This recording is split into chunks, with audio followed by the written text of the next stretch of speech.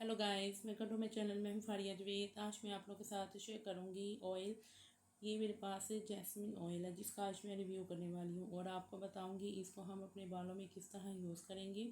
तो क्या करना है आप लोगों ने, सबसे पहले ये वाला जो ऑयल है ना आपने लेके रख लेना, क्योंकि इसके ज़्यादा बेनिफिट है, बहुत ज़्यादा।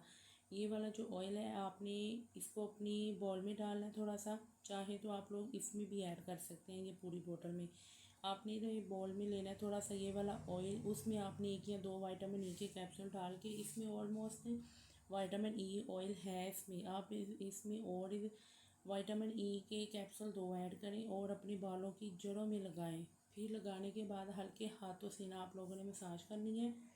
मसाज करने के बाद आप लोगों ने इसको 30 मिनट के लिए छोड़ देना है। बाद में आप लोगों ने सादे पानी से वॉश करना है।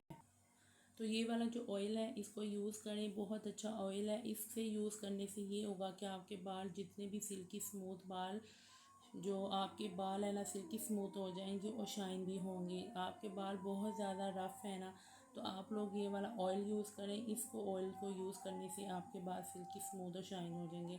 ये जो ऑयल है ना आपको सिखों की शॉप से मिल जाएगा, वहाँ से आप लोगों ने बाय करना है।